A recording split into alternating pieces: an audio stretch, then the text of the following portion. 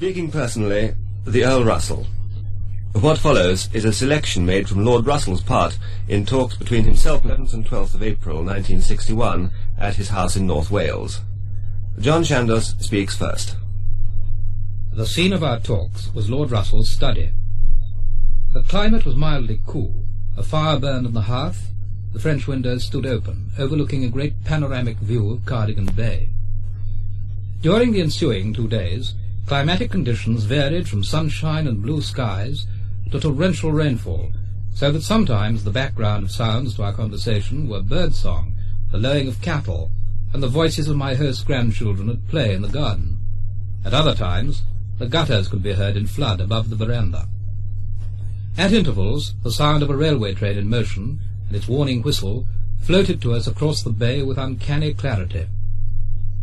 Lord Russell began by talking of his early childhood, when he lived in the house of his paternal grandfather, Lord John Russell, the statesman who had perhaps averted a revolution and preserved the monarchy in early Victorian England by steering through Parliament the Great Reform Bill of 1832, 5 years before the accession to the throne of Queen Victoria. Well, I was only 6 years old when my grandfather died, and I didn't, of course, know very much, really, about him. I have recollections of him as a very, very kindly old man. I used sometimes to play about all around when he was in the room, and never once did he suggest that I should make less noise. Well, since I've become a grandfather myself, I consider that a merit. And I have a vision of him always reading Hansard. We had a large hall in the house, and the hall was entirely lined with bookshelves containing Hansard, and he was always reading Hansard, to my recollection. The relationship between my grandfather and Queen Victoria was not very happy.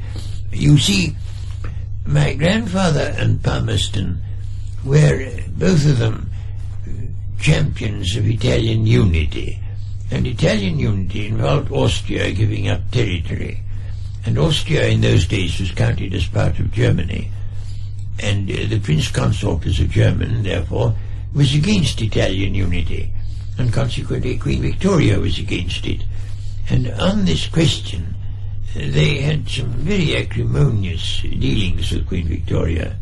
There's a story, I can't absolutely vouch for its truth, but there is a story that Queen Victoria said to him, "Lord John, do I understand that you think there are circumstances in which a subject may rightly resist the sovereign?" And my grandfather is said to have replied, "Speaking to a sovereign of the House of Hanover, I think I may say yes." Bertrand Russell began to reveal his tastes and talents at an early age. Encouraged by his brother, the second Earl Russell, he embarked upon what was to be a lifelong love affair with mathematics before the age of puberty. I remember them very well. Euclid was an intense delight to me. I was 11 years old, and I thought, this is lovely stuff. My brother was very pleased. I did the fifth proposition, which is called the Pons Asinorum, and I didn't find any difficulty about it at all, so he was awfully pleased. He was at Winchester and then at Balliol. He was sent down from Balliol, and I never discovered exactly why. It was said by Jowett to be because he'd written an improper letter to a married woman, but I think it really was because he was too fond of Lionel Johnson. He was a poet, a young poet, and certainly my brother had a great affection for him. At the same time, my brother certainly had no aversion to women.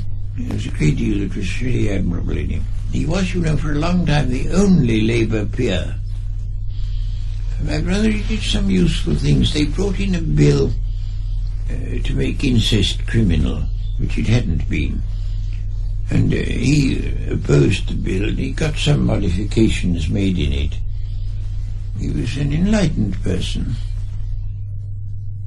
Bertrand Russell's brother, far from showing an aversion to women, went through a form of marriage with one woman in America without first having taken the precaution of obtaining a divorce from his wife, which was valid in England. What followed was a somewhat vindictively prosecuted Edwardian scandal.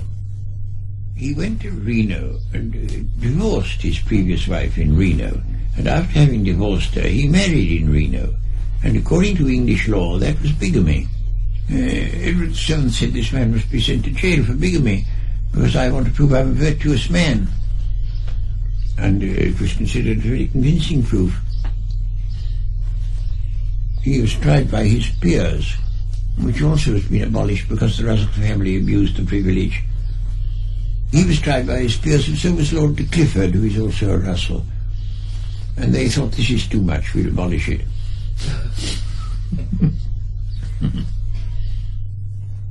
I wasn't sent to school. I was educated by tutors, so I didn't have a conventional education. I think the conventional education at public schools was extremely narrow, because the essence of a public school education was to enable you to administer a world inhabited by savages or underlings of some kind, and it no doubt gave you the air of command that enabled you to put your thing through, but it didn't enable you to have the knowledge that would have made what you were trying to put through be right. Bertrand Russell spent his early childhood in the house of his paternal grandmother. We had a large house in Richmond Park, and we had 8 servants. There was my grandmother and her unmarried daughter, and my brother and me, and 8 servants to look after us. And so on the whole, the servants had a pretty easy time of it. They didn't have to work very hard, and everybody was contented and all went well. But it was, of course, very much more comfortable, and certainly the life of upper and middle class women is far less comfortable than it was then, far less.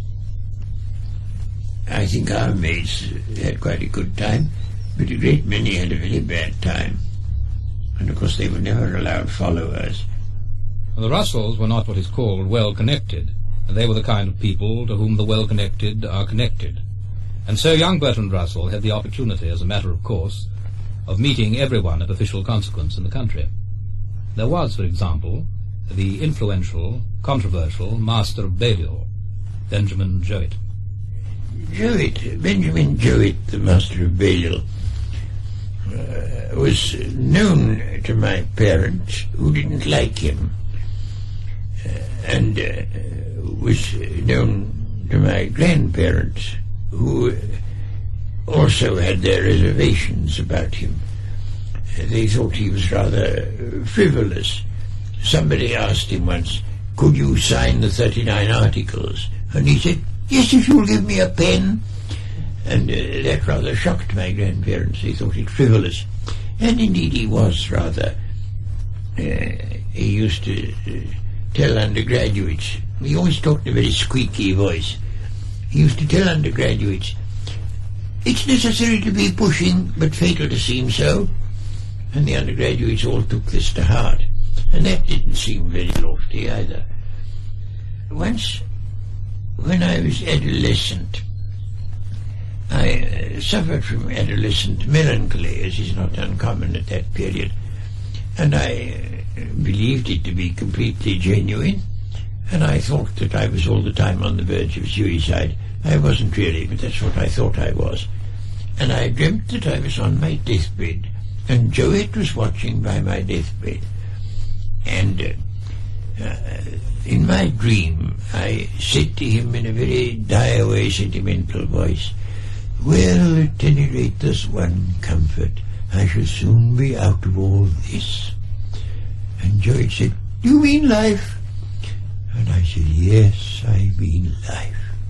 And Jowett said, when you're a little older, you won't talk that sort of nonsense. And I never talked that sort of nonsense again. But for Bertrand Russell, life really began at Cambridge in the 1890s. I found Cambridge quite delightful, unbelievably delightful. and I really began to live when I went up there. They don't live as comfortably while they are at Cambridge as they used to in my day. There would be 2 people in a room, when in my day there would be only 1. And they're not allowed to have food in their rooms. They have to go to the hall for their food. Whereas in my day you could order anything you liked from the kitchens and have parties in your room, dinner or whatnot. Breakfast, except on Sundays, one generally had alone. The kitchen sent out a breakfast. But on Sundays we had a different plan. We always had a very late breakfast on Sunday and very large. We ate enormously, and then we went for a long, long walk in the country, came back just in time for dinner. And that was, I don't say everybody did that, but all my friends did. And that was Sunday ritual. Saturdays we stayed up very late, discussing, arguing, and walking up and down the cloisters and arguing. And those arguments were quite delightful. They had that sort of freshness of youth exploring the world that you can only get in youth. And we used to keep them up till any hour. And that's why we breakfasted so late on Sundays. The cleverer young men in my day, they mostly came from public schools. They knew perfectly well that down to the day of their death they were fairly secure financially. They would go into the civil service, or they would become dons or something or other like that, and their livelihood was safe and they didn't bother. And it gave them a sort of disinterestedness that you can't get in a more straitened atmosphere. The people that I knew best were not rebels. They were mostly in favor of all sorts of reforms, but they were not rebels. They were not outside. I belong to that old world, though I've been forced into becoming more or less of a rebel, but against my temperament and upbringing and so forth. It's not my instinctive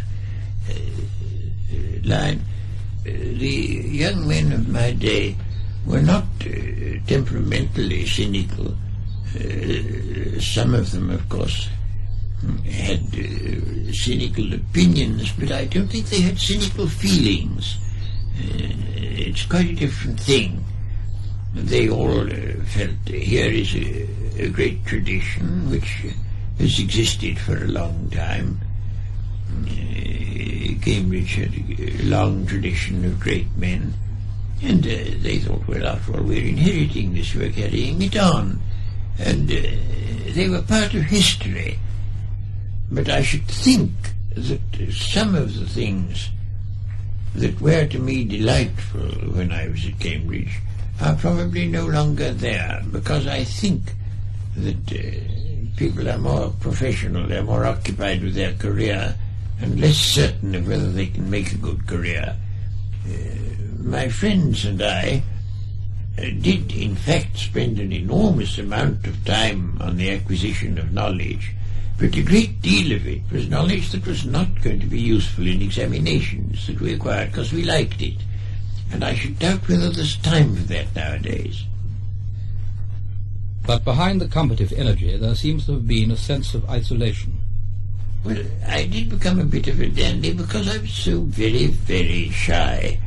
And I thought, now if I'm absolutely faultlessly dressed, so that nobody can possibly find fault with me, I shall perhaps feel less shy. And I took to dressing as well as I could. I had a beautiful frock coat, and lovely socks, and a cane with a silver top, and all the sort of things that one should have.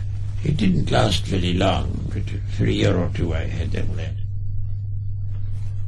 One of the more interesting byproducts of academic privilege and leisure, and one that is wholly foreign to educational mass production, is the eccentric. In respect of eccentrics, Cambridge was at this time richly endowed.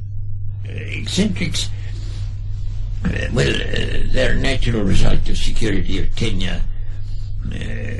Once you wear it on, there you were, and only something very extreme would get you turned out. And even things that you might think nowadays would be extreme. I knew a Don. He was a charming fellow. I liked him very much indeed. But he had one very peculiar mania. If anybody sneezed in his presence, he thought that person was making fun of him, and he then tried to murder that person. And he would put the poker in the fire, and when it was red hot, he would run after the person who'd sneezed. But as he had a game leg, he could only move very slowly, and no harm came to anybody, and so nobody thought of doing anything about it. But it was quite an adventure going to tea with him. Sidgwick was one of my teachers of philosophy. He was a very, very high-minded man. He used to stutter, but he always stuttered in a way that was very effective. Some German was talking to him and said, "You English have no word for Gelehrte." And Sidgwick said, "Yes, we have. We call them prigs."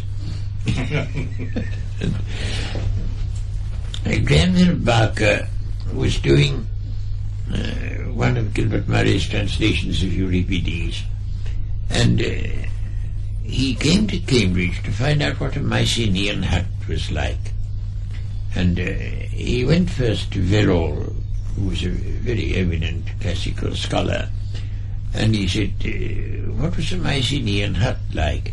And Verrall said, "Nobody knows, but Jane Harrison will tell you." It was determined to make a new street, and in order to make this street, part of Jebb's garden had to be cut off. Jebb was a member of Parliament for Cambridge, for the university. Yes. And it was voted that part should be cut off, and Jebb didn't like it at all. However, he might just have endured that. Only it was decided the street should be called Sidgwick Avenue, and that was too much for Jebb. He couldn't bear it. And so there was great coolness between them. And Sidgwick was purported to have said of Jebb, "All the time that he can spare from the adornment of his person, he devotes to the neglect of his duties." Distance and time are sometimes capable of lending additional stature to a reputation, and I asked Lord Russell whether the great men of his youth appeared great at the time. On the whole, the answer seems to have been yes. They had more of an aura. I think people, when I was young, had more of the aura of a personage. Now, I knew both Tennyson and Browning quite well, and certainly if either of them came into the room, you would think, here's a personage, especially Tennyson. He always wore a sort of Italian opera cloak when he was out of doors, and he walked along in complete absorption and took care not to see you as you were there, because he was so absorbed in poetic meditation. He was rather a fraud. I thought him a humbug. Browning was not. Browning was much more ordinary in a way. My first encounter with Browning was when I was 2 years old. He came to lunch with my people, and he talked the whole time without stopping in a very harsh voice. And at last I, being 2 years old, said, "I wish that man would stop talking." And everybody else was feeling the same thing, but of course they had to say hush, hush. Oh, he was very well groomed, very neat, very tidy, the sort of man who would be pleasant to old ladies. There's a picture of him by Max Beerbohm, visiting the Me Society at Cambridge, or something like that, and it gets him very right, with a beautiful top hat upside down beside his chair, very glossy and very smooth. And yes, he was very much a man to be an old lady's darling. Tennyson was portentous and tremendous, and sort of Oh, I don't know. No, I didn't like Tennyson. He was altogether too conscious of himself as a great man. I remember a story that I was told about him when I was young. He'd been going to visit in some country house, and he'd said that above all he did not want to have people coming to see him. He wanted to have quiet time there. And so they took enormous pains to tell all the neighbourhood not to call. And towards the end of the second day he said, "Nobody seems to want to see me." I don't think he was exactly liked, but he was immensely admired. The master of Trinity, it was when I was an undergraduate, and they always used to say a Latin grace, and the master and the vice master spoke alternate verses, and the master spoke in the continental pronunciation and the vice master in the old English pronunciation. The master always spoke in a very sentimental way, and he would say, "Per Dominum Nostrum," and the vice master would say, "Per Christum Dominum Nostrum." And the contrast was extraordinary. I don't know what they thought of each other. That was a secret locked in their bosoms. The vice master never was seen out of doors without his top hat. Once there was a fire at 3 in the morning, and sure enough he turned up in his topper. He didn't think well of Tennyson. The college had some port dating from 1834, and they were very proud of this. And when Tennyson came to visit and was to dine in hall, they produced the 34 port in honour of Tennyson, and he put water in it. And after that the vice master never read a line of his verse. In old days, when you got a fellowship, you got it for life, and the result was that you never died. And when I came up, there was just one left of these life fellows. He was the senior fellow, and he'd got a fellowship when he was 22, and he'd never done a stroke of work since, never. And there he was. And when I came back to college 20 years later, there he was, still going strong and not looking a day older. He was the last survival of an older period. Gladstone's eye. And those who've never seen Gladstone's eye can't understand his place in history. It depended entirely upon a terrifying glance that he used to give people, and you wanted to sink through the earth. I had it in the most terrifying form, far worse than Arthur Balfour can ever have had it, because Mr. Gladstone came to stay with my people, and I was the only male, and after dinner, when the ladies retired, I was left tete-a-tete with Mr. Gladstone. I was only 17, and very, very shy, and it was far the worst experience of my life. Nothing since has terrified me. I was seared to terror forever. He said only one thing. He said, "This is very good port they've given me, but why have they given it me in a claret glass?" And I didn't know the answer. He was frightening beyond all belief. Now, I had a grandmother who was terrifying, in the sort of way that great ladies were in those days. Absolutely terrifying. And I'd seen her make footmen weep. And altogether she was quite frightful. And one day Mr. Gladstone was coming to tea, and she told us beforehand all she was going to say to Mr. Gladstone, telling him off about his Irish policy, which she didn't approve of. And I was there throughout the whole of his visit, and she was as mild and gentle as you could possibly be, and not one word did she say of what she told us she was going to say. It's one of the things about him.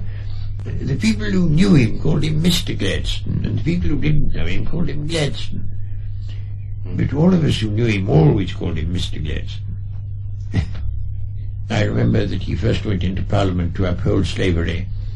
In 1832, when it was a question of slavery in Jamaica, his father owned a lot of slaves in Jamaica, and one of his purposes in going into Parliament was to preserve slavery in Jamaica. he enumerates all his purposes, and at the same time he can't quite persuade himself that he was justified in Sunday travelling in order to get into Parliament. There's a story of Parnell. One of his followers came up to him and wanted to make some move in the House, and Parnell turned to another man and said, "You know, he's not afraid of Gladstone. He thinks he can get the better of him." "I don't think that. I can't get the better of him." And that was Parnell.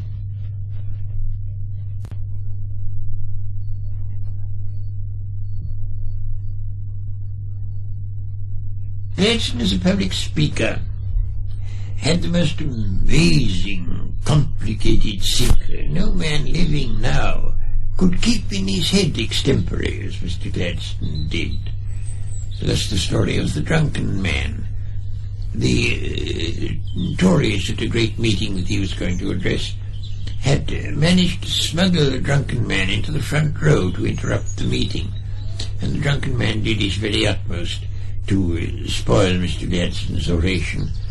And at last Mr. Gladstone turned upon him and said, "May I request that gentleman, who has not once but repeatedly interrupted the flow of my observations, to extend to me that large measure of courtesy which, were I in his place and he in mine, I should undoubtedly extend to him." And the drunken man didn't utter another word. The handling of words that existed and is now lost was due to being brought up on Cicero. They all got the Ciceronian syntax in their heads, and it was so much in their heads that they could bring it out extempore in the way that we can't now. Yeah. But whether it was worthwhile to have Ciceronian syntax and not understand the modern world is another question. Who had most influence on me in my youth is a very difficult question. I had, of course, influence through books and direct influence through personal contact. Mill and Shelley were the people who influenced me through books. And I don't think I was very much influenced by personal contacts until I went to Cambridge. I didn't come across anybody who thought sufficiently like me to be worthwhile talking to them. But there seems to have been one young man at Cambridge, extraordinary both in personality and talents, of whom Bertrand Russell took special notice. His name was Lytton Strachey. I first knew his mother, Lady Strachey. I was on a committee for Votes for Women, and she was on it too. And she was a very remarkable woman. She was very keen on good prose, and she used to read South's sermons to her children to improve their prose. Not for the sentiments he expressed, but for the rhythm of his sentences. And they were all brought up on a great admiration for good prose. And I only knew her for some years, none of the rest of the family. And then one day she asked me to come to dinner, and I came to dinner. Her husband was much older than she was. He was a very old man, an Anglo-Indian. And as the evening went on, perpetually new people came in at the door, and I saw they were new because the old ones were still there. But otherwise I shouldn't have known that it was a new one. They were all so much alike. And as they got younger, they got odder. The oldest son was a perfectly respectable fellow in the War Office, and just like anybody else. But they got gradually odder and odder and odder. Lytton was the last but one, not the oddest. James was the youngest, and he was the oddest. And I began to think I was mad when perpetually fresh things appeared in the doorway. It was extraordinary. Well, then, of course, I knew Lytton very well at Cambridge. He was a good deal younger than me, but I did know him quite well there. And I used to have him to stay with me in the country. He was a funny fellow. Somebody said in his presence they thought young people were interested in human nature. No, were interested in life. And he said, I can't believe they think about life. There's nothing in it. He's always saying things like that. We were talking about what he liked in literature, and he said he didn't like this and he didn't like that and didn't like the other. And so at last I said to him, well, Lytton, what is it you like in literature? And he said, fashion. But Lytton, now let me see what more I can tell you about him. He took those affairs when he dressed oddly. He dressed quite extraordinarily.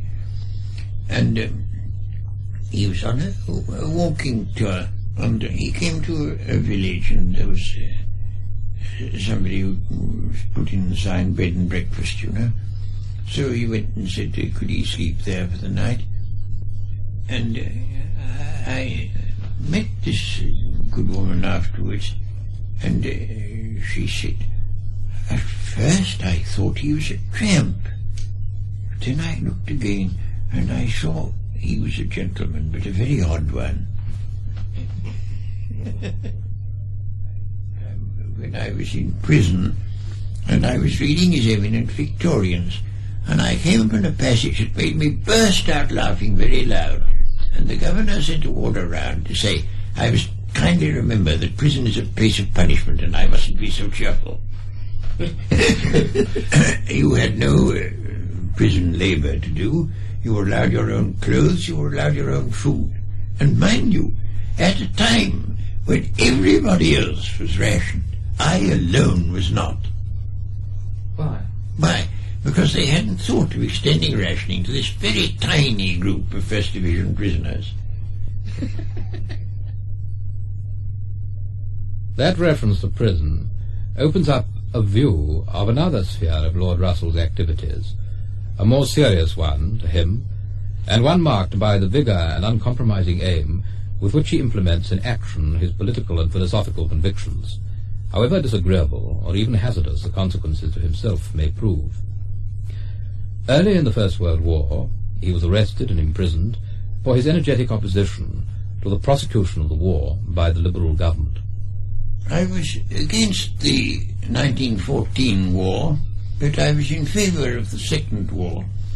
I thought that the Kaiser was not much worse than other people, but I did think that Hitler was a monster and that he had to be fought. My opposition to the First War began as soon as it appeared likely that there would be such a war, as soon as it appeared that we had the Entente with France with a view to fighting Germany, and Germany had an increasing navy with a view to fighting us, and there began to be a war situation somewhere about 1905, and I was very much against it. I thought the Liberals were less likely to go to war with Germany than the Conservatives, and on that ground I supported the Liberals. And then in 1914 it turned out that the secret cabal in the cabinet, without the knowledge of the rest of the cabinet, had been preparing war all the time, and that now war was unavoidable. And it was at that point that I abandoned the Liberal Party and became Labour, because I thought the Liberal Party was evidently no good. However, I was on quite friendly terms with a good many people in the Liberal government, including Asquith. My last friendly encounter with Asquith was the result of the most surprising incident in my whole life. I was walking on a hot summer's day in Oxfordshire along the banks of a small river, and I got so warm that I thought I would go in and bathe, and I went in and bathed. The place seemed completely lonely, and I bathed without a costume. When I came out, who should I find standing on the bank but the Prime Minister? A great surprise to me. It was no occasion for dignity or for serious discussion of great political problems. I put on my clothes as quickly as I could, while he conversed in an amiable manner. and that was the last time that I had a friendly, comfortable relation with Mr. Asquith. Well, Asquith was, of course, he was a very clever man in the lawyer's type of cleverness. By which I mean that I don't think he was very good at finding out what was right, but he was very good at making out a case for whatever he wanted to make out a case for. Very good. He was a bit loose, no doubt, in his ways of going on. I remember the story of Lilla McCarthy, the actress, you know, dining at Downing Street, and he got a bit drunk, and he had to get up for something, and as he passed behind her, she being, of course, in evening dress, he kissed her on her bare skin, and she said, "Mr. Asquith, is that an insult, or is it homage to a great actress?" And he said, "It's homage." So then she was reconciled. And of course he was a much more tolerant man than Lloyd George. I couldn't do with Lloyd George. Oh, the First World War was a sheer power competition, and rather less disguised than it is now. The Germans wanted a navy that could be as good as the British Navy. The British government made a very great mistake. It invited the Kaiser to a naval review at Spithead, and it was hoped the Kaiser would think, these people are very powerful. But what the Kaiser did think was, I must have a navy as good as Grandmama's. And he set to work to get it. And that was the main cause of the First World War. I don't believe the First War need have taken place at all. And I find that is now the general view among historians. The general view is that it happened by mistake, and partly because everybody was in a hurry. The diplomats were trying to arrange some kind of compromise at the same time that the armies were mobilizing. And each side felt, we can't delay because of mobilization. And so the diplomats didn't get a look in properly. But I think if there'd been more time, the diplomats would have arrived at a compromise solution. I think the First Great War marked the beginning of an epoch of disaster. Whether that disaster is going to be utter and complete and leave the next period a far worse period, well, certainly than anything since the Mongols, a horrible period, which we're right in the middle of now, and I don't know whether we're going to be allowed to come out of it, or whether we're all going to be exterminated to please certain people's love of power. These words bring us to the threshold of a subject unavoidable today in any prolonged conversation with Lord Russell. Unavoidable because his attention is almost exclusively dedicated to it. The danger of the total extermination of human life by nuclear warfare, and the means by which this threat may be averted. My view is that the arguments for British neutrality are entirely convincing. In fact, I've said and I believe that if I could talk to Macmillan for a week, he would come round. Because I could then present the arguments, which I don't suppose he's ever heard, but I'm sure he hasn't. And as I can't get hold of Macmillan, I go round the country speaking and writing, distributing leaflets and that sort of thing, and hope in time to create a great mass movement of self-preservation, which would be politically irresistible. I think it's a very doubtful thing indeed whether it can be done, but I don't see anything else I can do. Do you think it's as serious as that? It's a matter of preservation? It's a question whether, at the end of the present century, there shall be one single Briton alive in the world. And it's very doubtful whether there will be, very doubtful. And I think everybody who doesn't have some kind of profound self-interest against that view, who's looked into the matter, agrees with me.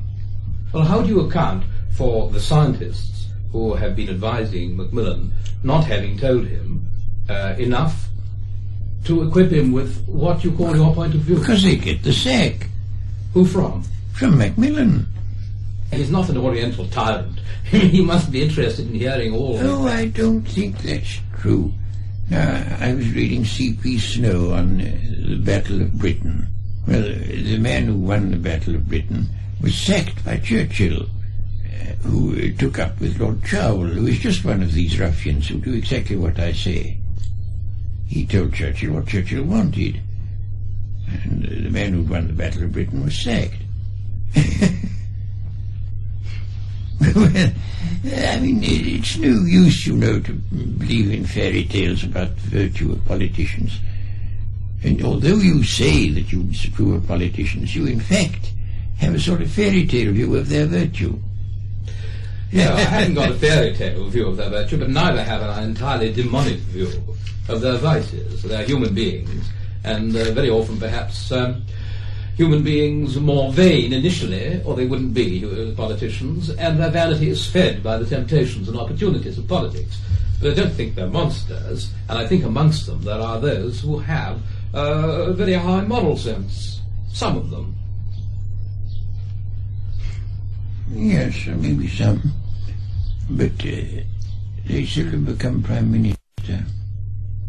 I asked him if he were Prime Minister, what would he do? If I were Prime Minister tomorrow, I should get England out of NATO. I should make the Americans abandon their bases in Britain. I should have Britain have no independent nuclear weapons, and I should form a league of neutrals. Not, I think, all neutrals perhaps, but those who are more or less politically mature. There are several of them, Sweden and India, and Switzerland, so on. They're quite politically mature. And I should get them, perhaps not formally, but in fact, together, to draw up what they would consider a fair and impartial scheme for general disarmament, and put this out. I think Khrushchev would support it, and America would wish to oppose it. But if Khrushchev and all the neutrals supported it, it would be very, very difficult for America to hold out. At the time of Camp David, it looked as if everything was going smoothly. And I think that the armament industry in America was afraid that the president was escaping from them. And they manufactured this incident in order to recapture the president. And he was a silly man. I mean, everybody agrees that Eisenhower is a silly man. How he ever got his place, I don't know. The answer to the difficulty that each side thinks only the other side ought to give way is that neutrals should be allowed to draw up schemes which they should offer to both sides, and that these schemes should be very carefully framed so as to give no net advantage to either party. And I think that if East and West come adequately to realize how awful a war would be, they may come to allow the neutrals to offer solutions. And I think there'd be a much better chance of their being accepted, because accepting a neutral proposal does not mean yielding to the other side.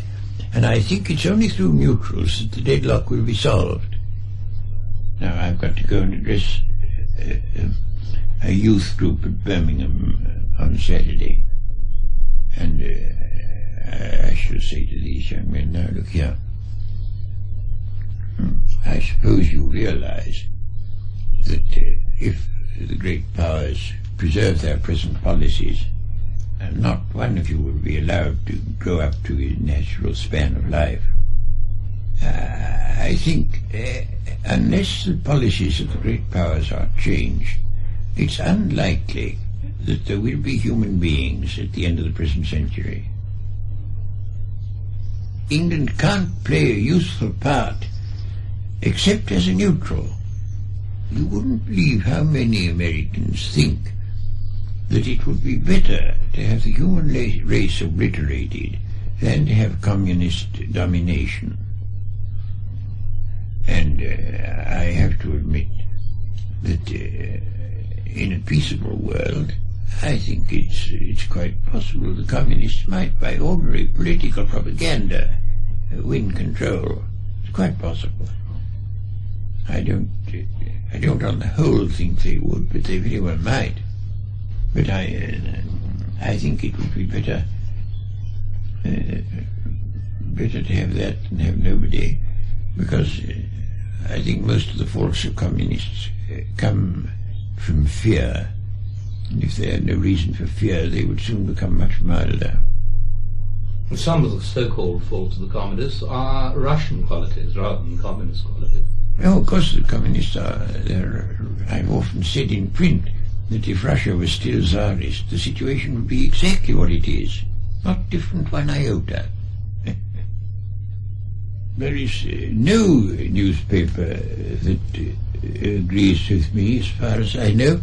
No important newspaper agrees with me. They go with Gateskill. The Guardian is no good at all nowadays. You'll see a letter from me to the Guardian in that edition there, protesting against their leaders. Oh no, the Guardian's very bad. The Guardian is worse than the Times. The Times is fairly good, considering it is the Times. Yes. You see, a newspaper will print a very short letter from me. It won't print a long one. And in a short letter I can't set it out. And the newspapers are determined that the public shall not know what we stand for. I think it's all a respect for British prestige. They can't bear admitting how unimportant England is nowadays from a purely military point of view. That's their pride. I think we could still be important diplomatically and morally, but we're not important militarily. He spoke of how the movement for unilateral disarmament began. A broadcast I did at Christmas 1954 or 53, I forget which I called Man's Peril. And that started the movement everywhere. That was the beginning. Immediately after that, I got a collection of scientists of both East and West to sign a joint document, which was the last act of Einstein's life to sign it. I was traveling from Rome to Paris by air, and the pilot came in and announced to the passengers that Einstein was dead. And when I got to Paris, I found Einstein's letter agreeing to sign. And that started a whole movement among scientists, which has gone on and been very strong. It's stronger in America than it is here, a great deal. The American scientists are much better than ours. Well, I mean, there are a much larger percentage of them who are willing to sign things and so on, expressing our sort of policy. I find it difficult not to get a little fanatical because the issue is so large. It's the largest it's been since Noah. And we have no ark. No, we have no ark, no. I had thought of bringing a bill into the House of Lords that we should at all times, while nuclear things are so unsettled, have a ship in the Antarctic with at least one woman on board of childbearing age, and of course a clergyman of the Church of England to marry her to whoever she wished to marry. You see, there's quite a chance that the Antarctic will be more or less free from fallout. And if you had a population in the Antarctic, it might start again. But I couldn't quite see their lordships accepting the bill.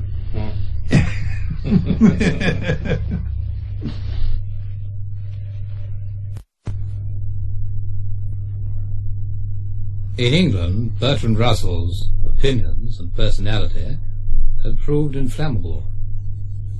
In America, they turned out to be explosive. Yes, I was in America when Bryan first stood for presidency, and I was there during the presidential election. The Republicans brought out a pamphlet headed "What I Know About Currency" by William Jennings Bryan, and you bought it and the pages were blank.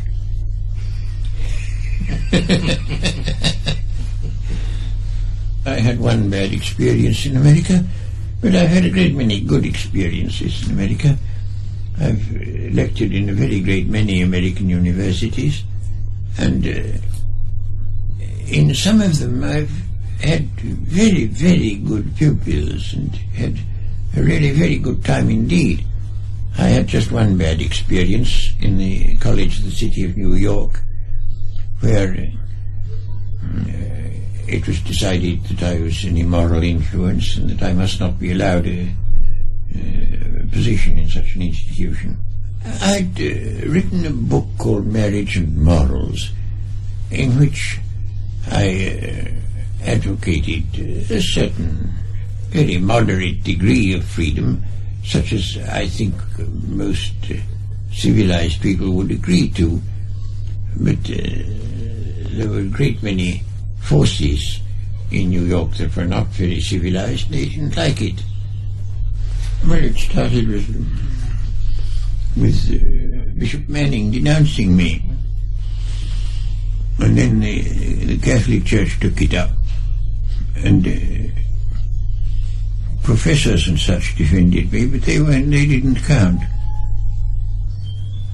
They got a woman who was a Roman Catholic and whose daughter had been going to go to the College of the City of New York to bring suit against the City of New York on the ground that her daughter would be exposed to immoral influences if I were allowed to teach there. And the City of New York was quite different from the college. The college had wanted me, but the city as such did not. And it was the city that had to defend this case, and it defended it with a view to losing it. And so it did lose it. I was teaching philosophy, but it was thought they didn't know what philosophy was, and they thought anything I don't know must be bad. And probably philosophy teaches this sort of scandalous conduct. So it wouldn't do. As a matter of fact, I wasn't even going to teach philosophy. I was going to teach mathematical logic. But they couldn't bother with that. In the indictment was an epithet, cherished today in recollection by Lord Russell, which was introduced by a lawyer with more zeal than literacy. New, lecherous, lascivious, obscene, and aphrodisiac. I had lots of fun.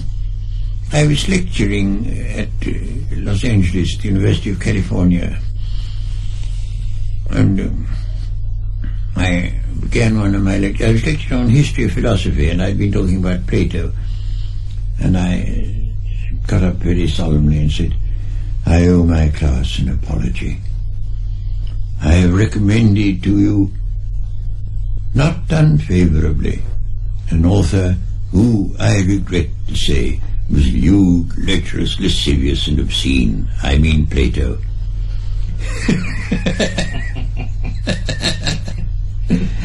Because the things that Plato says about marriage and so forth are quite as bad as anything I've ever said. I said that one shouldn't be too hard on adultery, that I thought a husband or a wife in an otherwise happy marriage ought to be able to forgive an occasional infidelity. I said also that I thought some premarital experience was desirable. Now, it's a very interesting thing that all expert moralists, let's say all the people who really take a lot of fuss about morals, are quite obsessed by sex. I got a letter from an Anglican bishop, now dead, saying that every word in all my books was inspired by sexual lust. And he didn't know that I'd written on other subjects than sex, because sex was the only thing that interested him. He was intransparently unwilling to admit that there was any connection between Christ and organized Christianity, especially Catholicism. Well, they hadn't much to do with Christ. Now, Christ made two pronouncements on divorce, one of them pleasant and the other unpleasant, so the Church chose the unpleasant ones and ignored the other. In one pronouncement he says that there must be no divorce, in another he says there must be no divorce except for adultery. But the one where he says there should be none except for adultery is completely ignored by the Church. They just pretend it isn't there, because it doesn't cause so much pain. I don't object to tradition as such, I object to the Catholic tradition. It wasn't Catholics who gave you so much trouble in America, wasn't it? Yeah. But I objected to them long before that. No, I object to their attitude about birth control, their attitude about divorce, their attitude about sex generally, which comes out of St. Paul. It's all in St. Paul. And which I think is just morbid and causes a great deal of unhappiness, quite unnecessary unhappiness, both in those who obey the code and in those who don't. Notwithstanding the principles of sexual emancipation which Bertrand Russell preached and practiced at this time, his own earlier life at Cambridge as a young man had been orthodoxly innocent. I can't tell what it was like for the average run of undergraduates, but I think all the people that I knew well when I was an undergraduate were still virgin, and it didn't occur to them as a possibility to have any sexual relations with anyone while they were undergraduates. We were an extraordinarily moral lot, extraordinary as compared to what happens nowadays. We were not censorious about it.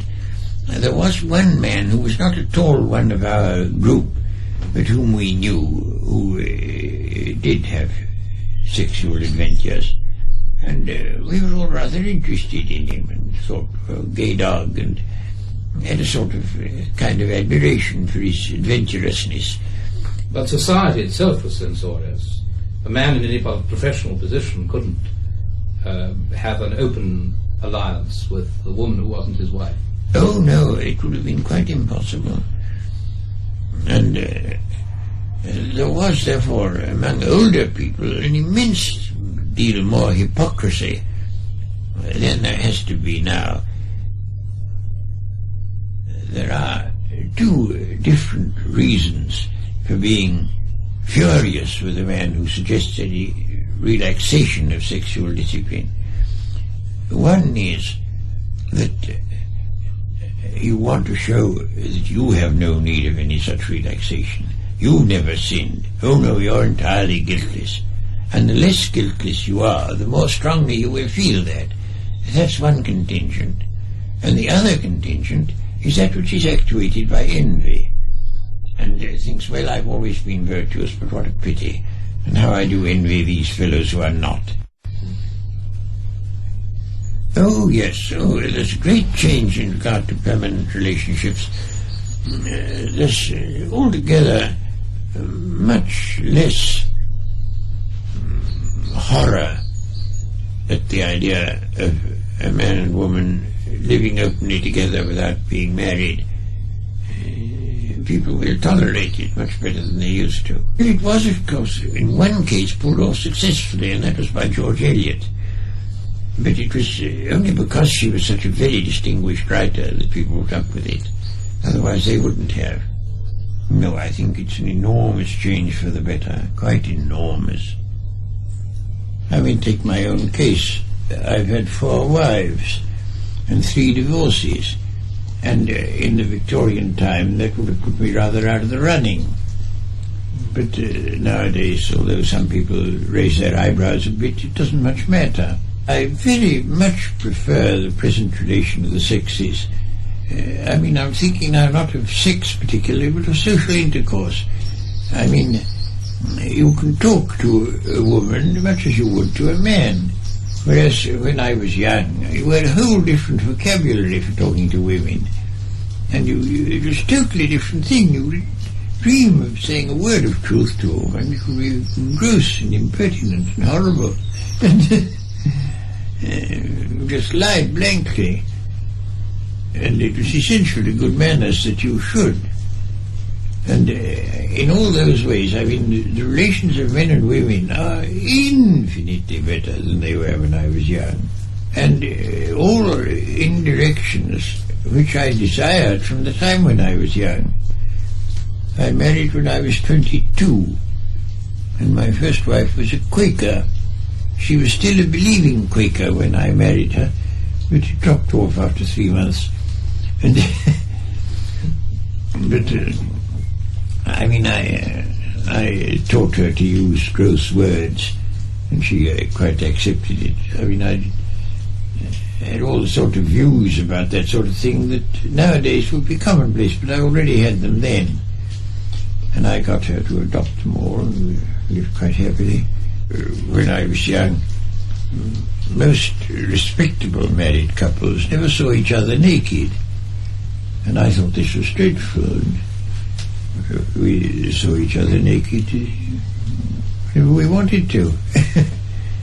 And I had a very, very powerful impulse to sexual freedom from the moment of puberty.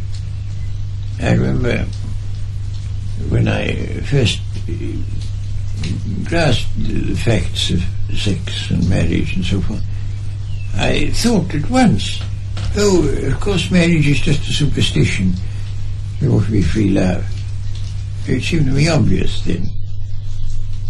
It didn't seem quite so obvious after a bit.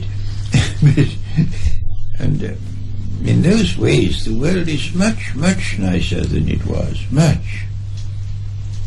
People accept it now that you may have a casual affair with a woman with no deep feeling involved on either side. Whereas in those days, if you went outside marriage, it could only be from the most intense and profound and lifelong passion. Nothing else would excuse it.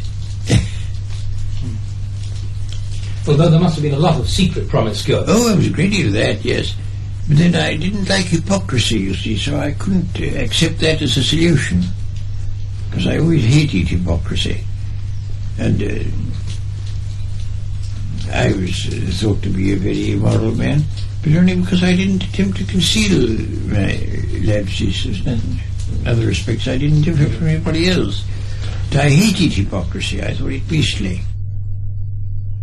Challenging hypocrisy for the leadership of Lord Russell's personal distastes was cruelty. Most of all when cruelty was used to support what seemed to him vanity or irrational superstition. Here are 3 consecutive illustrations. I found D.H. Lawrence perfectly intolerable. He was a fascist. Fascism hadn't yet been invented, but his wife was German, and he got it from her. It was already brooding in Germany. And he got a whole complete fascist outlook. There was to be an elite that was to have sole political power, and was to compel this and compel that, and altogether there was to be no sort of freedom anywhere. And of course he always imagined himself the dictator in this system. I mean, he would always say, you must do this, you must do that. And then he would say that one mustn't compromise with the evil forces. One must proclaim one's independence and so forth. So I said, well, how are you going to do it? You're going to make a speech in Trafalgar Square? Oh, no, I won't make a speech in Trafalgar Square. You'll only be talking to the vulgar. And so I said, well, are you going to do it in books? Oh, no, I won't do it in a book.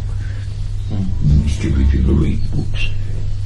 So I said, well, what are you going to do? And then he changed the subject. And he was just going to enjoy a soliloquy. I didn't like the man. I didn't like him at all. And still less did I like his wife. I thought he was very proud of being on the proletariat. Well, he pretended to be, yes. He had a profound contempt for the great mass of mankind. Absolutely profound. And I didn't like it.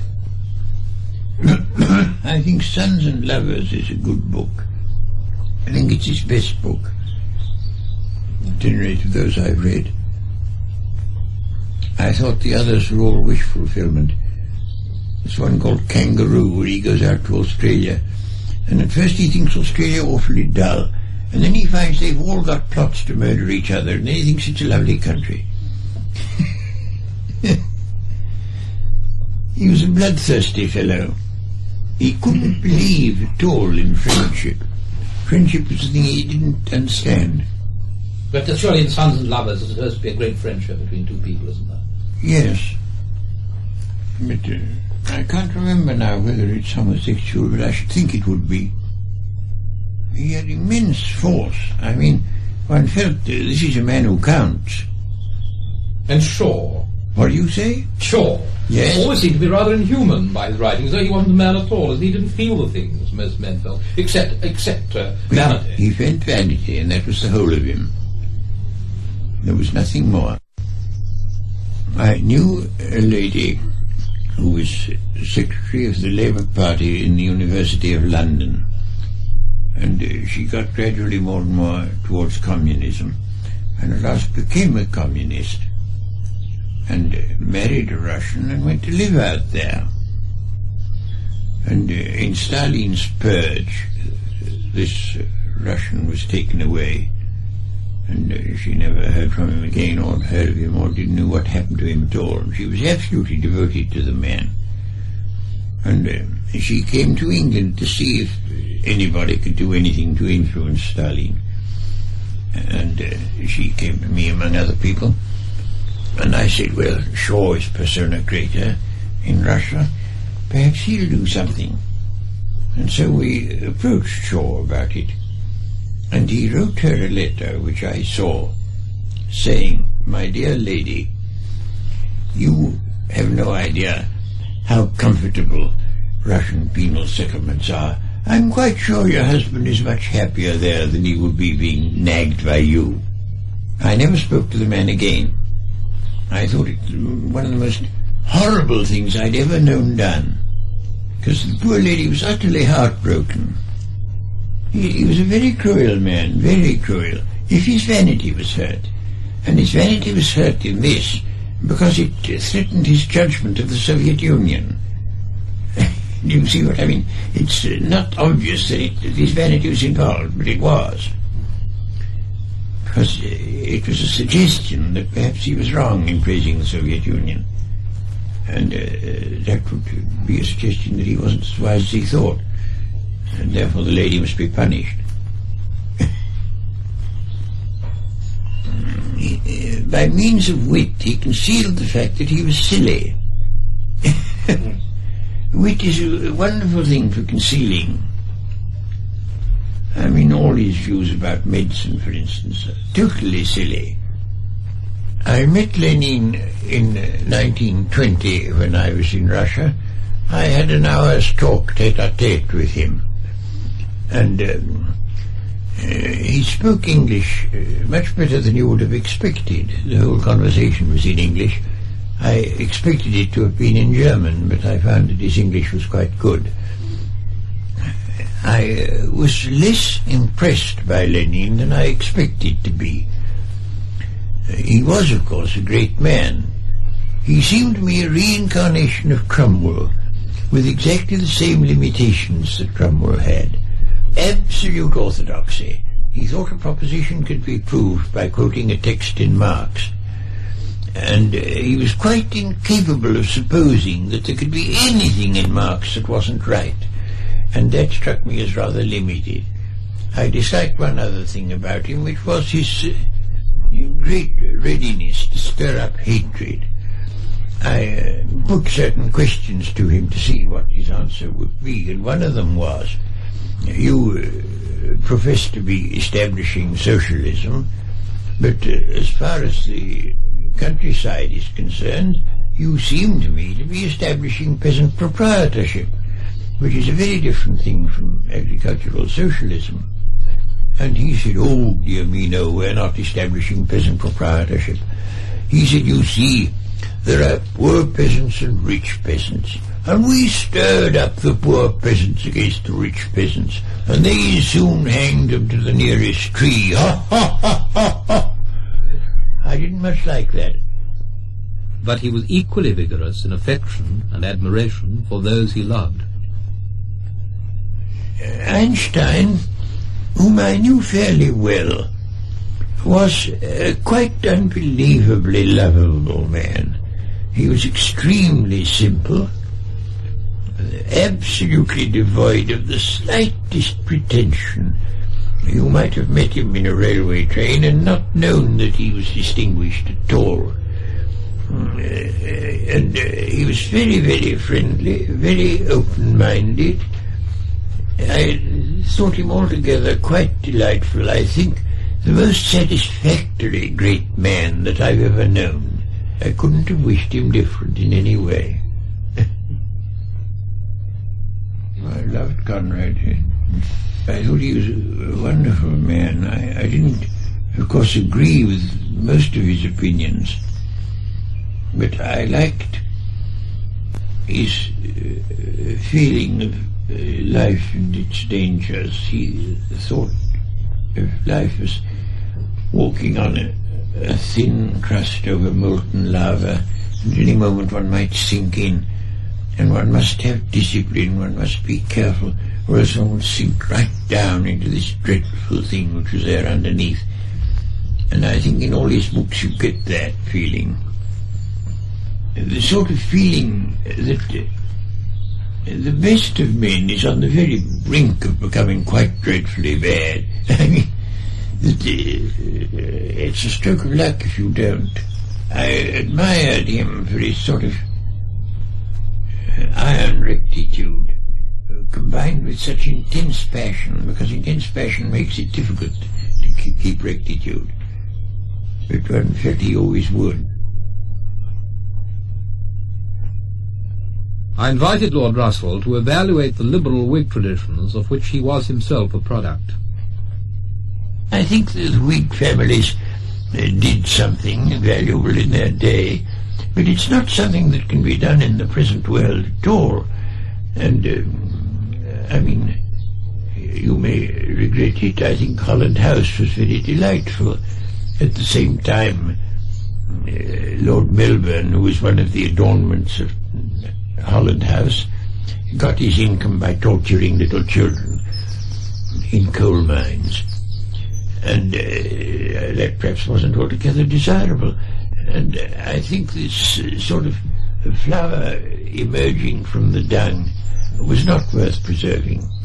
But the dung was there anyway, and the flower could be rescued from the dung, and not all Whig nobility thrived on the torturing little children.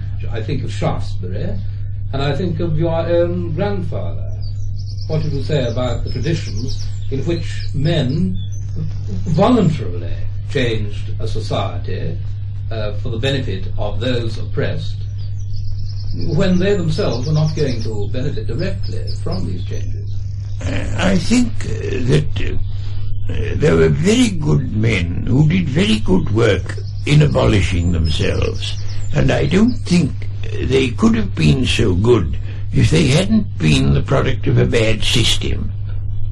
If you want to take my own case, Now, I, as a young man, was completely financially independent because Henry VIII liked my ancestor, and that was where my money came from.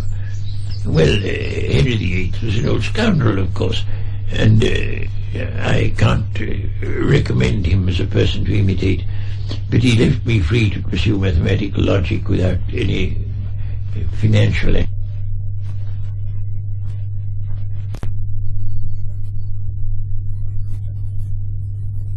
What sort of conditions cause a nation to produce great men? Now, I've always maintained that Shakespeare would never have written his stuff if it hadn't been for our defeating the Armada. I believe that the sort of sense of successful energy that we got from that was essential to the greatness of the Elizabethan age. That's very disputable. It's only a hypothesis. I don't think it's very easy to say, but it seems to me, looking over history, that countries which have been politically powerful and then cease to be do lose culturally. People who might be culturally great cease to have the self-confidence that is necessary, because to do anything great you have to have enormous self-confidence. Well, I'll do this whatever people say, because everybody will say you're wrong. The man who thinks originally has at all times, I think, in every country and in all ages, been exposed to persecution. Buffon, who contributed enormously to zoology and geology, was compelled by the Sorbonne solemnly to withdraw the opinion that some of the mountains that now exist did not exist when the world was older. And Vesalius, who first dissected bodies for medical reasons, was sentenced to go on a pilgrimage to the Holy Land and lost his life through shipwreck on the way home. And Galileo, we know, was condemned by the Inquisition. And in general, you may say that great innovators, for the most part, have suffered. Einstein, of course, had to leave Germany, and it's the fate of them, but they think it worthwhile. I think that liberty, in many of its forms, is almost bound to be less than it was in the 19th century or in the later parts of the 18th. You cannot do your work as an individual unless you happen to be something like a poet or well, it's no good being a composer, because then you would have to get people to perform your music. But a poet can be an individual still, but most people can't. I think the effect of the growth of authoritarianism will be extremely unfortunate. I think that it will spread to other countries. I think America, in all that we don't like, is the pattern of the future for us. It's what we should be. And I think that the arts generally, and especially literature, will suffer very, very much. But there will always be some rebels, some who manage to produce immortal work before they're put to death. And that's what we've got to hope for. I had suggested that there might be a reconciliation between genius and tranquility. I don't think there is a reconciliation. I think of the ancient world. After Augustus, when the evils of turmoil and civil war had been put an end to, genius also was put an end to. With luck we shall get an Augustan age, or a post-Augustan age, an Antonine age. That's the best we can hope. But I don't think we can hope that Europe, at any rate, will produce great men. I think perhaps the Negroes will. because I think they'd be very recalcitrant to discipline. And you might quite easily get geniuses among the Negroes, but I don't think you'll get it in the white countries, because we've proved ourselves too anarchic. Our anarchism is destructive. You see, a certain amount of anarchism is necessary to genius, but not so much that the genius can't live. The subject of the present relations between youth and their elders returned Lord Russell to his central anxiety. Young people who've grown up under this shadow of imminent death imposed upon them by their elders, they get a sort of bitterness which you can't wonder at. And it tends, of course, to be an anarchic bitterness that isn't very fruitful. And only things like our movement keep it from being anarchic.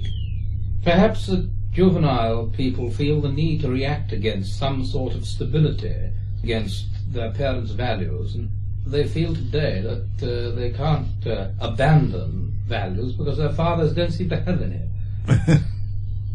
I don't know about juvenile delinquency quite. I mean, I don't profess to understand why there is so much. But I think it has to do with unsettlement, with the fact that all the official moralists are preaching things that are atrocious crimes. And that tends to cynicism in the young. What kind of crimes? Extermination of the human race. They're not actually preaching it, they don't... They do!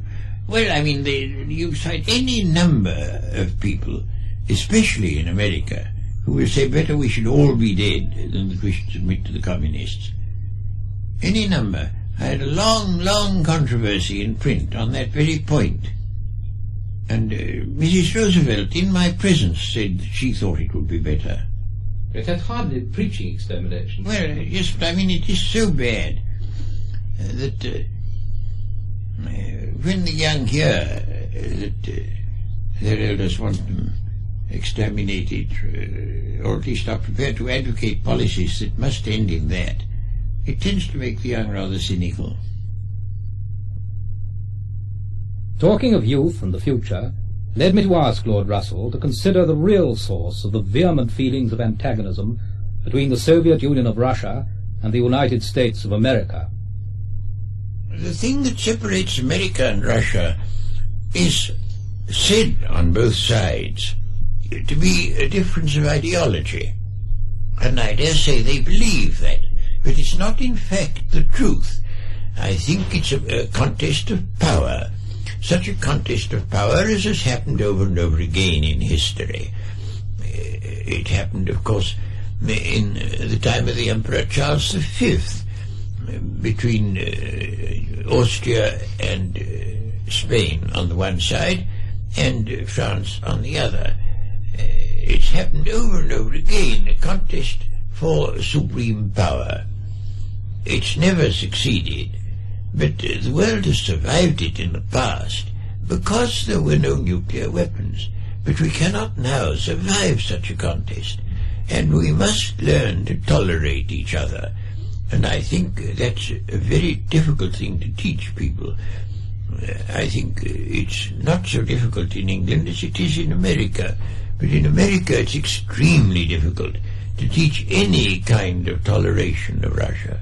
Wherever you get a large political fear, it produces intolerance. Now, the aristocrats of the 18th century in England were on the whole a very tolerant lot. Then came the French Revolution, and they all thought, oh, tolerance leads to the guillotine, we'll drop it. And they all became bigots. And the same thing has happened with the Russian Revolution. It frightened all these men, and so they've all turned into bigots. And I think that's quite natural, but the bigotry is only political. It doesn't apply in other spheres. And the only cure for the bigotry is to have the danger diminished. You must remember what happened to Priestley during the French Revolution, when the mob in Birmingham sacked his laboratory and made him feel so unsafe that he had to go to America.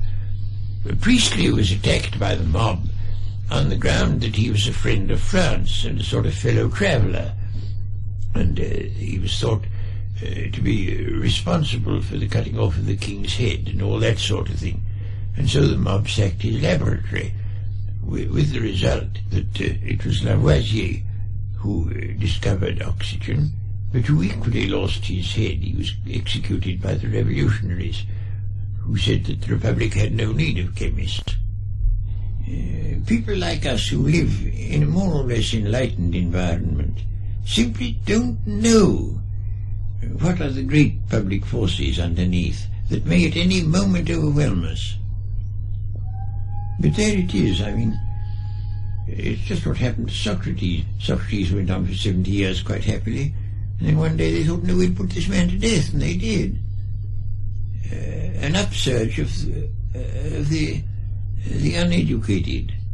You see, there are two different streams. There are the people who have a status and an income that depends upon public superstition. They lead the thing. And then there is the public superstition itself, which is capable of being aroused, because it thinks that this sort of thing is wicked. On education, Lord Russell held as positive and unyielding opinions as on nuclear disarmament. Early segregation according to intellect. I argue that segregation by IQ alone might have unhealthy psychological effects on the chosen as well as on the rejected, which there was evidence it had already done, where English children had been separated and neglected after failing their 11-plus tests, upon which serious opportunity for advanced education now depends in this country. But Lord Russell would have none of this. Now, in America, that is much worse than it is here. And any boy in America who ever reads anything except the comics has to do it on the sly. There is a perfectly simple remedy which has been suggested by a number of experts, which is that you should have special schools for boys with a very high IQ.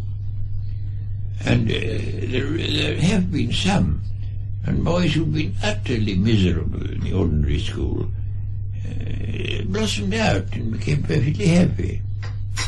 And to compel a boy with a high IQ to live with ordinary boys is just if you compel him to live with monkeys. It's intolerable.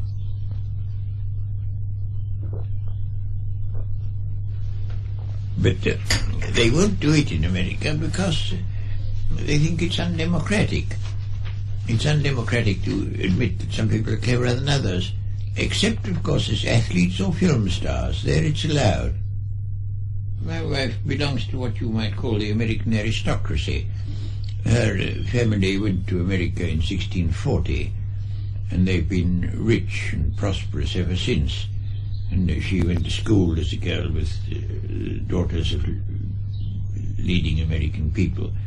But that, which in the time of Emerson and Lowell was still important, that now is politically negligible.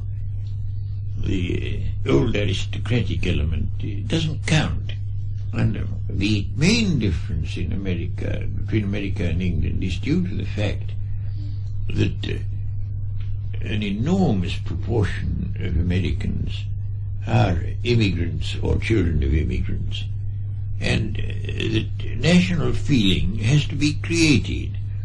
It's not in their bones the way it is in ours, and we therefore can tolerate a great deal of young men saying they won't fight for king or country, things like that, because we jolly well know, as Macmillan says, that they will. It's in our bones to be patriots. We can't help ourselves. But it's not in the bones of Americans. It's taught them at school.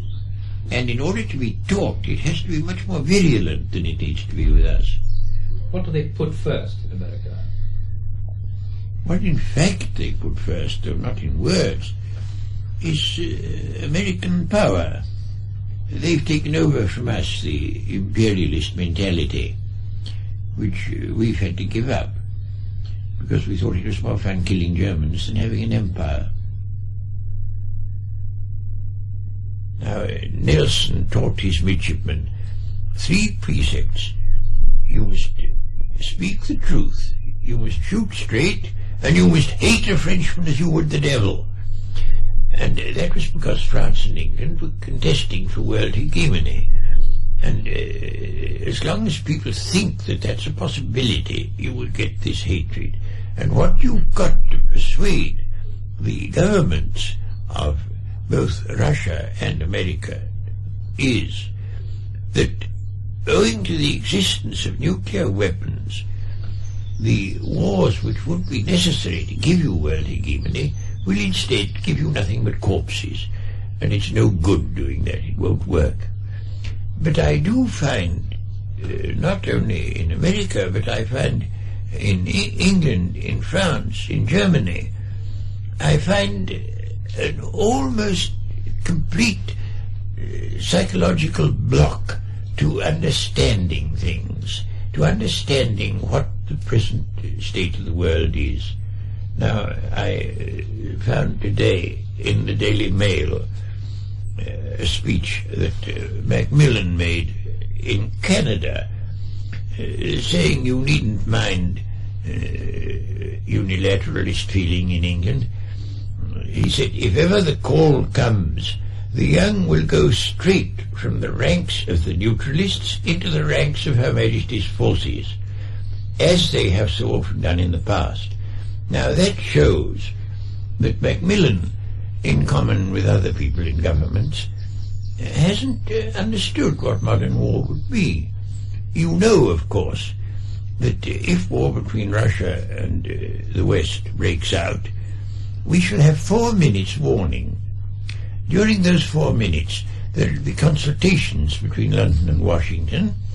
They're to come to an agreement which they will submit to the other allies of NATO, and in the end, long after they're all dead, they may decide what they ought to have done if they'd been alive.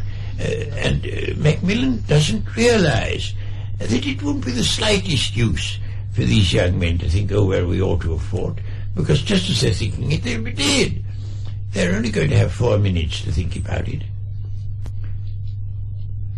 You wouldn't believe the number of letters I get from America saying, I quite agree with all you say, but I don't know a single other person who does.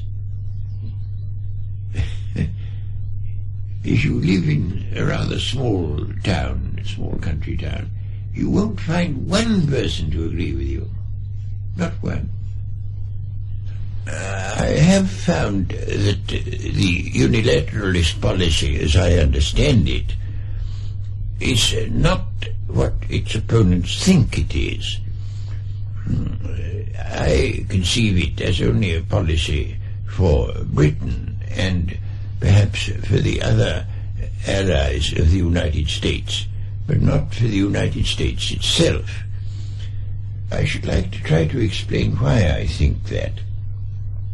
To confine oneself to Britain, it has been made perfectly clear, both by American arms experts and by Khrushchev and Malinowski, that if we allow the Americans to use our soil for purposes which the Russians consider unfriendly, they may attack us, Britain, and wipe us out, which would take them perhaps half an hour, without bringing on a war with the United States.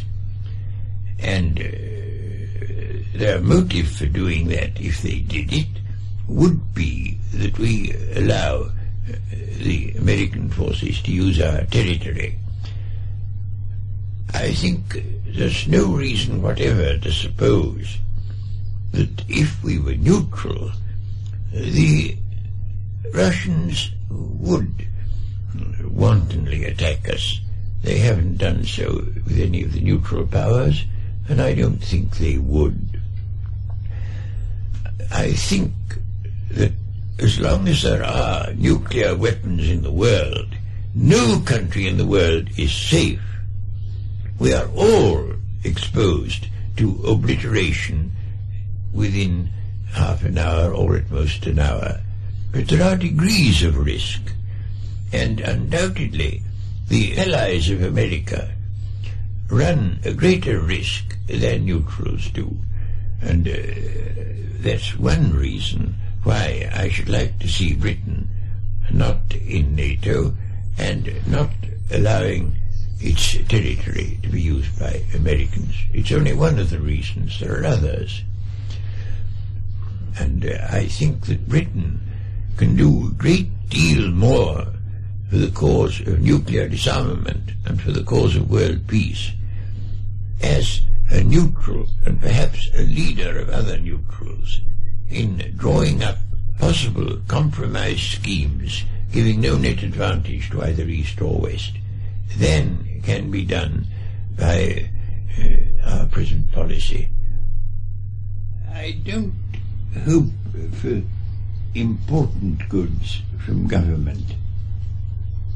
I think to that extent I agree with the anarchists. I think government is necessary, quite necessary, but it can only prevent evils and can't promote goods.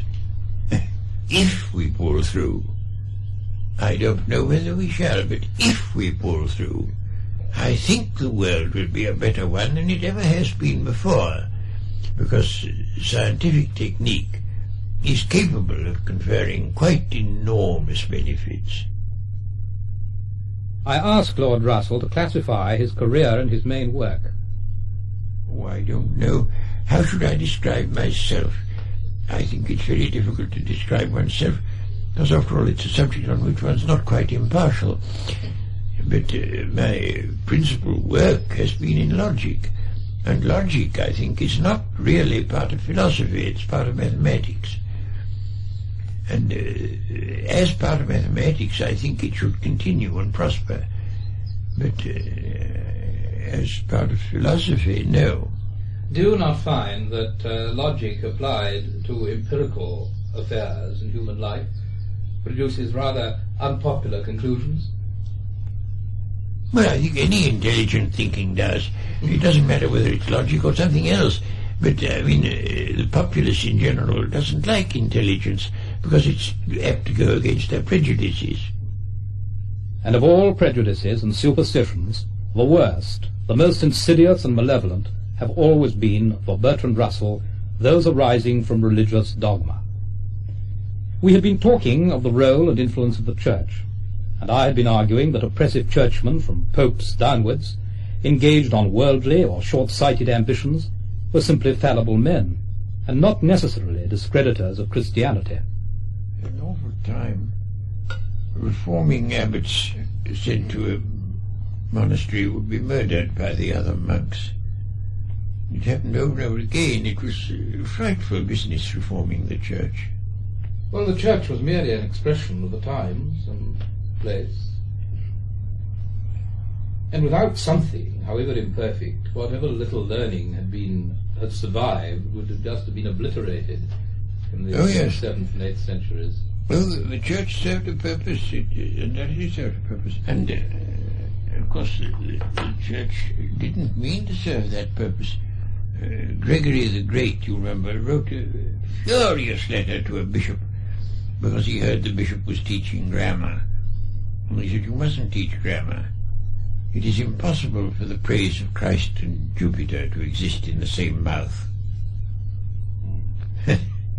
He said, a report has reached us which we cannot mention without a blush, that thou expoundest grammar to certain friends.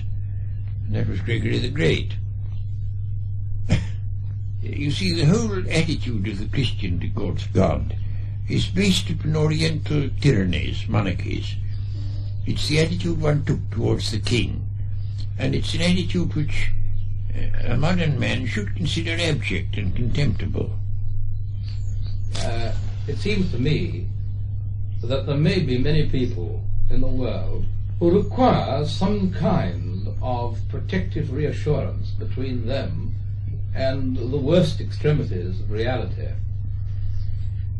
and who are simply not capable of facing reality, if it is as terrible as the removal of these assurances may make it appear to them, and that they are going to create their own superstitions. You don't give them some kind of protective superstition. I don't think that's true, because I think the Church at present is a very, very grave danger. The Church opposes birth control, and only by the worldwide adoption of birth control is there any chance for the human race.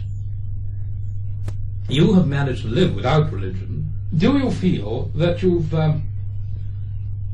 missed anything very important through that? Do you feel that would have been a great sacrifice, that walking without the prop of religion? I don't feel I've missed anything through not believing in religion. I think, on the contrary, that the religious people have missed a very great deal indeed.